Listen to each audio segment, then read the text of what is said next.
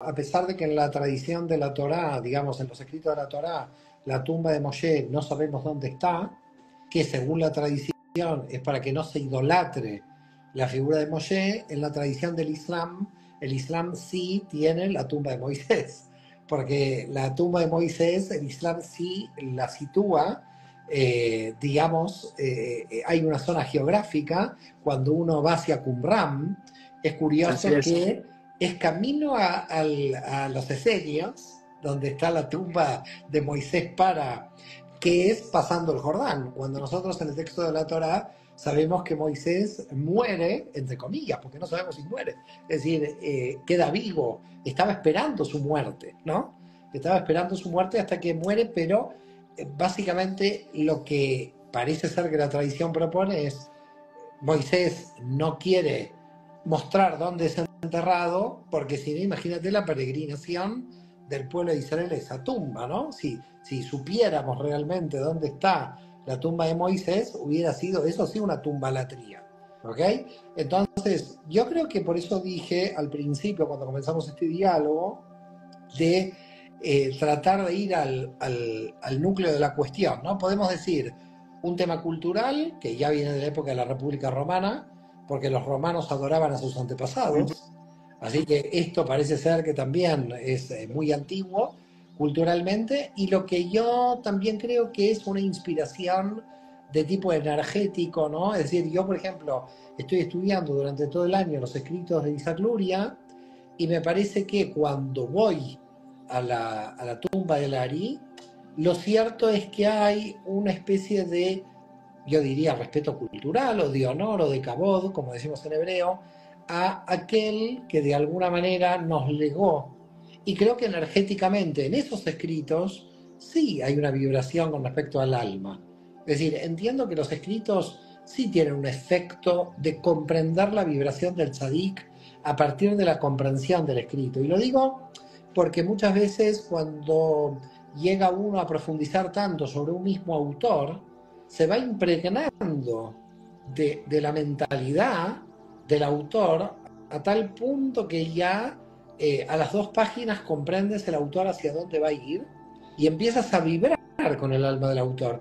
Por lo tanto, yo creo que más que la tumba, podríamos decir que el texto tiene una energía, tiene una frecuencia en la que uno puede entrar en la frecuencia de ese texto. No sé qué piensas de esto. Sí, estoy de acuerdo porque fíjate que si yo miraría también un poquito esto, ¿no? Desde un aspecto quizás histórico, pero también una especie de intencionalidad y conciencia en el mismo texto de la Torá, por parte del Dios de la Torá, cuando claramente ese versículo dice, y no sabemos dónde está Moshe, quiere decir que hay una intencionalidad de que no se conozca el sitio. Ahora imagínate que si hoy día estamos casi luchando a la guerra por el sitio del templo, imagínate que se supiese la muerte de Moisés. Los judíos no hacen caso a la tumba que sabemos que está aquí, ¿no? De que tienen los musulmanes de Moisés, porque los judíos no creen que sea ahí. Pero si se creyese que fuese ahí, imagínate el problema. Y hay algo claro de volver a que no es el mensajero, sino el mensaje. No es la tumba, sino el texto, como tú bien dices. Es la enseñanza, es el estudio, lo que te va a conectar con la energía del Sadik para que tú logres actualizar tu intelecto.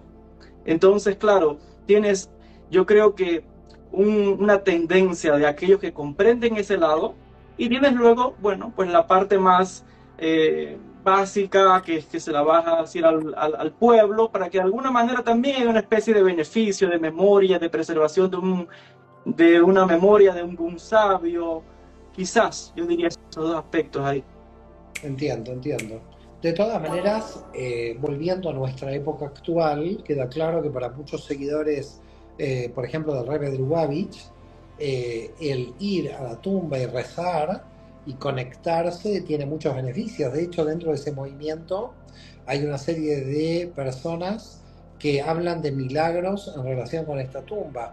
¿Tú qué piensas sobre esto? Porque esto se ha vuelto un fenómeno mundial, la tumba del Rebbe. Yo creo que entre las tumbas actuales de Mekubalim, la tumba del Rebbe es la número 1 en cuanto a narraciones de milagros. De hecho, te voy a contar una anécdota. Nunca la conté, nunca la conté esta anécdota.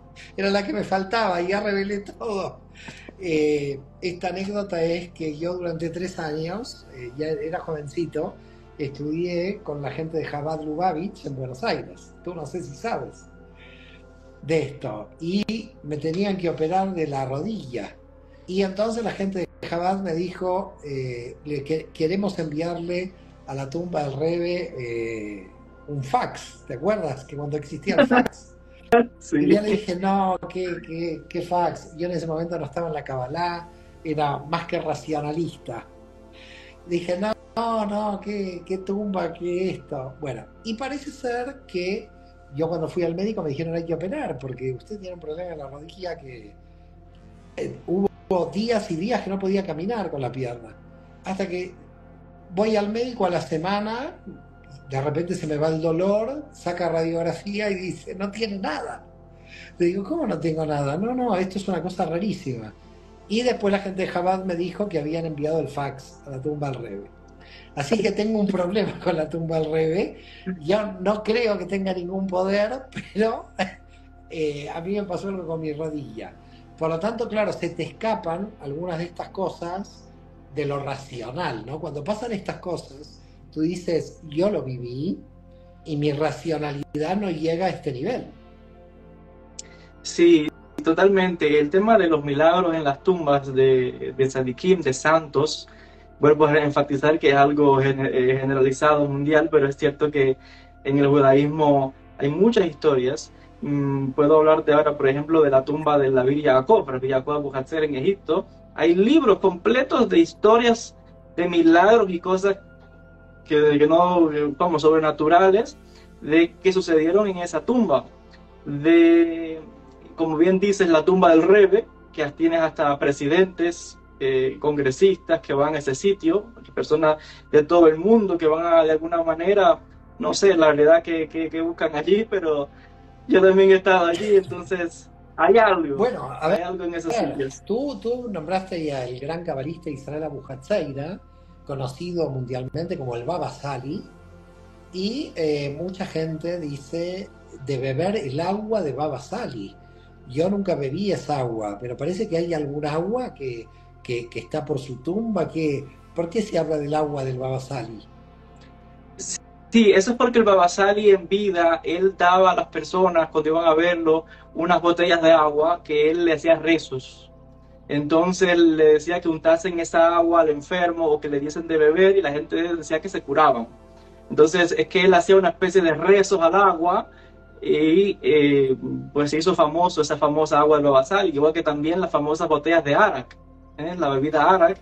Aquí yo tuve la oportunidad que me dieron de aprobar del Arak del Baba Sali, una persona que tiene. Entonces ahí sí, todas esas Bueno, historias.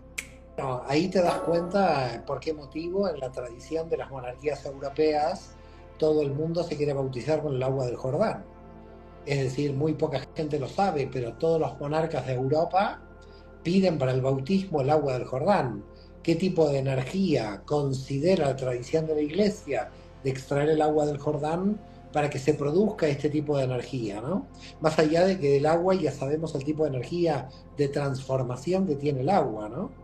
Pero lo que yo he llegado a escuchar de esa fuerza, no digo del agua del Babasali, yo entiendo que es una vibración del Babasali a través del agua, ¿no? Es decir, estamos hablando de una energía que el Babasali imprime, digamos, le impregna al agua, porque hubo gente que quedó embarazada Uh -huh. al beber el agua del Babasali. Entonces, claro, todo esto se va del racionalismo, para llamarlo de alguna manera, porque aquí ya estamos hablando de energías, que es de lo que básicamente trabajamos todo el tiempo en la cábala. Lo que pasa es que, como son energías invisibles, a veces es muy difícil decir, bueno, creo o no creo. Yo nunca creo, yo lo experimento.